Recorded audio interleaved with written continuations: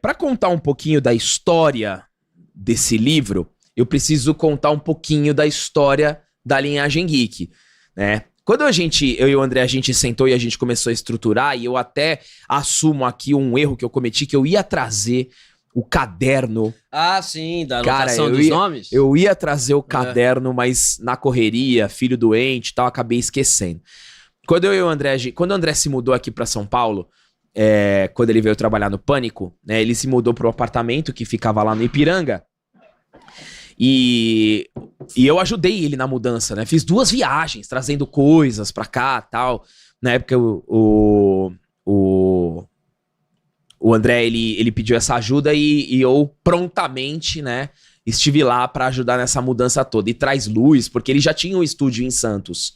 Ele tinha uma produtora.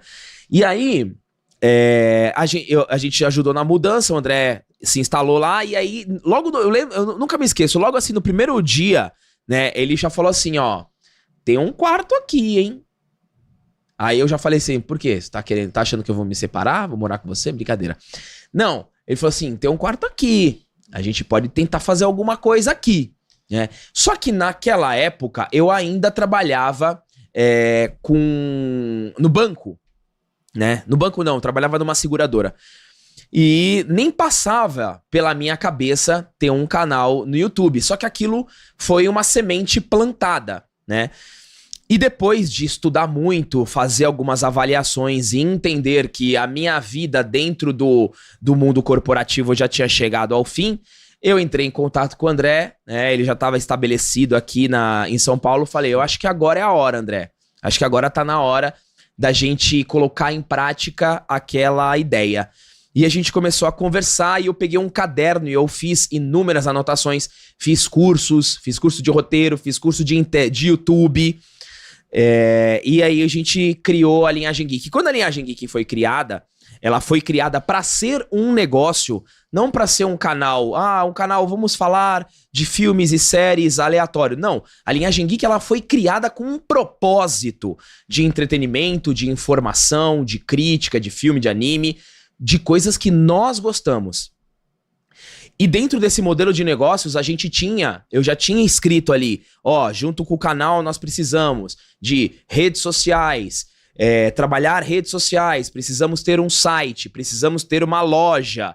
E a gente foi construindo estas escalas dentro do canal, porque o canal ele é um negócio que você pode ramificar para vários negócios. E hoje a gente tem também o podcast, que era uma dessas ramificações. Mas em nenhum momento tinha escrever um livro. Em nenhum momento tinha escrever um livro sobre qualquer coisa. E quando a gente começou a conversar sobre lacração, que era um ponto que eu tinha colocado em destaque, não entrar em política, não conversar sobre política, só que foi inevitável, principalmente porque começou a interferir diretamente nos meus princípios, eu falei, vamos eliminar esse ponto da política e vamos sim falar da política. E hoje a Linhagem Geek ela conseguiu se estabelecer como um dos principais canais que faz frente à lacração. Porque sim, a lacração existe. Se você é um lacrola e está assistindo aqui esse podcast, você sabe disso, né? A Linhagem Geek ela não tá com quase 400 mil inscritos à toa, mentindo para as pessoas. E não somente a Linhagem Geek, porque a partir da Linhagem Geek surgiram outras frentes também, como Heróis e Mais, Macho Geek, Omar, o Giga e outros canais que também se estabeleceram na internet nesta luta contra a agenda woke. Porque afinal nós estamos em guerra cultural. Isso é uma guerra cultural. Quando o André chegou para mim e falou, isso foi no final, na metade do ano passado, o André sempre foi um leitor ávido, né? Eu, TDAH, galera.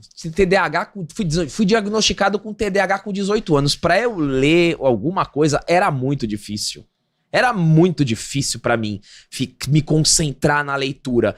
E eu acho que você, que tem TDAH, deve saber a dificuldade que alguém que tem TDAH tem pra leitura. Eu li poucos livros. HQs eu li mais do que livros, mas livros mesmo sempre foi muito difícil pra mim.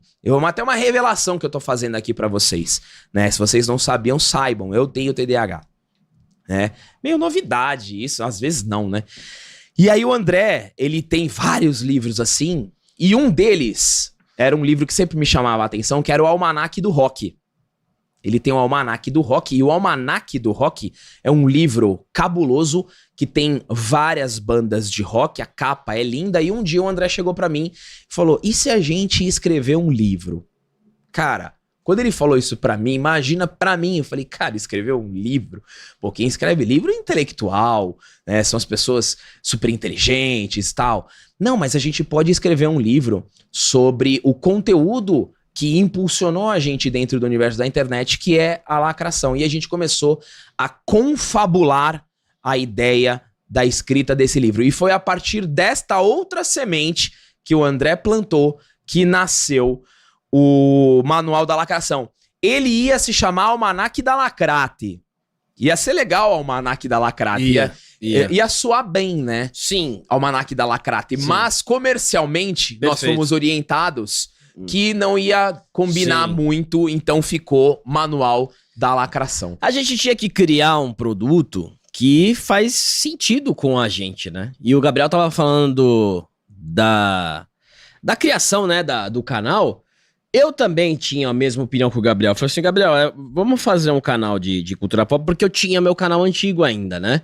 E eu falava muito de política. Por mais que seja humor, a política é um assunto pesado. E aí, pô, eu vou na minha cabeça eu falei assim, pô, a gente vai fazer um canal que vai falar de Cavaleiro do Zodíaco, vai falar de Superman, de Homem-Aranha, de Batman, então aí eu vou ter um repouso, né? Mas não tem nem comparação com um negócio cheio de toda hora, o ministro caiu, o ministro voltou, aquele outro aconteceu isso, então é completamente diferente. Porém, a gente esbarrou nessa parte, né? Nessa parte que eu não fazia a menor ideia de como estava tomada a parte cultural. Eu acho que grande parte das pessoas, até que se consideram do espectro da direita, falam assim, não, vocês só falam de lacração, é porque elas não estão dentro. Elas não estão dentro do que está acontecendo, elas não vivem o negócio. O nosso trabalho hoje é esse. A gente chega aqui, eu chego depois do Pânico aqui, o Gabriel separa os roteiros, o Matheus e o Gui, a nossa equipe sempre de prontidão ali com o Edinor, aí tem o Fabião, tem o Tio Gru. A gente vive isso, e a gente grava cerca de 5 notícias por dia. E, meu, é toda hora isso, é toda hora. Vocês sabem, vocês que acompanham a linhagem, eu acho que teve muita gente que subestimou isso. Que via o nosso canal, a gente fala, pô, realmente, esse filme tem lacração. Aí o pessoal pensa, pô, não é possível. Todo filme que o cara assiste tem isso. Esse cara deve ver lacração em tudo. Eu nem culpo muito as pessoas que pensam desse jeito. Porque, na verdade, ou elas não acompanham com muito afinco a cultura pop, ou elas clicam só no vídeo que a gente tá falando sobre isso. Só que aqui, o que a gente fez, né, no livro, do manual? A gente listou 60 personagens. E 99% desses personagens é a partir de 2010. Aí você pode acender aqui aquela lâmpadazinha do Hanna-Barbera. Mas por que depois de 2010 aconteceu tudo isso com os personagens? 2010. Depois de 2010 aconteceram todas as mudanças com esses. São mais personagens, tá? É que a gente condensou 60, galera. Então você com certeza vai ver algum personagem e fala assim, putz, eles esqueceram disso. Não é que a gente esqueceu, senão o livro não acabava. O livro não acabava. Hoje mesmo, né? A gente gravou sobre o quê? Sobre o Chuck. E não tem o Chuck no livro. Então a gente esquecemos do Chuck. Olha lá, tá vendo? E tem o Chuck que foi completamente sequestrado. Então, é muito interessante porque as pessoas, às vezes, elas não se debruçam no assunto e quer dar aquela opinião. Muitas pessoas dos lacrolas, como eu tava dizendo, eles não fazem ideia de que tudo isso foi pensado. Porque é muito reducionista você ir e falar assim, não, o nerdola é aquele que reclama quando tem mulher principal, não gosta. Mas me explica melhor isso aí. Essa é a melhor frase pra qualquer entrevistador que estiver entrevistando o lacrola, e não precisa ser de direita. Fala, mas por que ele não gosta de mulher? Porque ele é misógino. Mas peraí. Então tem que levantar a capivara do cara. O cara é um criminoso. Então melhora essa resposta, entendeu? É claro que tem os caras que são malucos, mas os lacrolas falam isso da Liga Nerdola, por exemplo. Então é muito reducionista. Da onde vem tudo? Por que ele tá me acusando disso aí? Por que é isso? A gente tá em época de eleição, para fazer um exemplo melhor. Vocês viram vários candidatos fazendo exatamente assim no tempo deles. Eu sou uma pessoa negra, filho de nordestino, que morei na periferia. O que é esse desmembramento? Meu pai é cobrador de ônibus, a minha mãe é empregada doméstica. Meu tio é asiático, meu tio é negro. Por que desmembra desse jeito? Por que a identidade, por que não só a crença política dele, ou a ideia, ou o projeto, é o bastante? Eu que tenho um projeto para pagar menos taxa de ônibus, por que não dessa forma?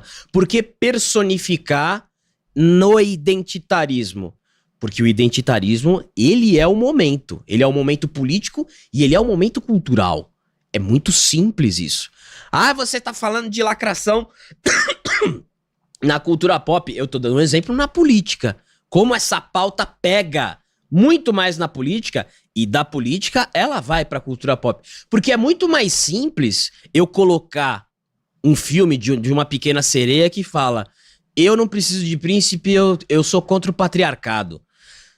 Dessa forma, é muito mais fácil você influenciar a pessoa do que a pessoa ver um político num palanque ali, numa tribuna. É muito mais fácil.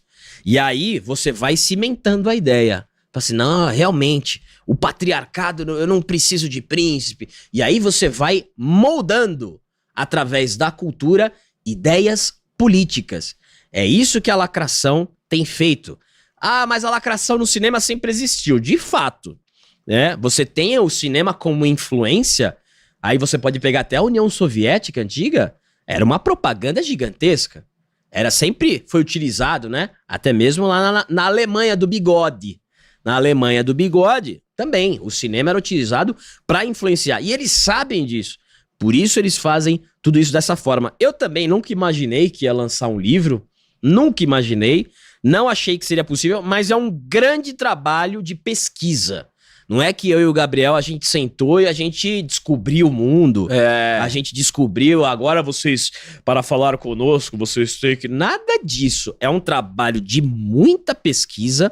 São mais de 200, acho que mais de 100, cento e poucos livros, mais de 200 autores que estão aqui, de todos os espectros que vocês imaginam, que ajudaram a construir esse imaginário ideológico, porque muitas dessas ideias são completamente estapafúrdias, a gente discorda, você vê a gente falando, vocês assistem a gente falando nos vídeos aqui da linhagem, mas aqui você tem, se você curte política, se você quer saber o que aconteceu na cultura pop, pô, mas por que a pequena sereia virou negra? Qual foi o objetivo? Qual o intuito disso? Não foi do nada. Exato, não é foi assim. Foi muito bem pensado, claro, com objetivo, sim, com estratégia, com uma coisa que a gente conversa muito com o Fabião, que o Fabião ele vive falando pra gente, né? E eu concordo plenamente. O ganho da lacração, ele não é financeiro, é ganho político. Vocês podem ver que a maioria desses filmes da fase 4 e da fase 5 da Marvel, vulgo fase lacro e fase 5, eles fracassaram.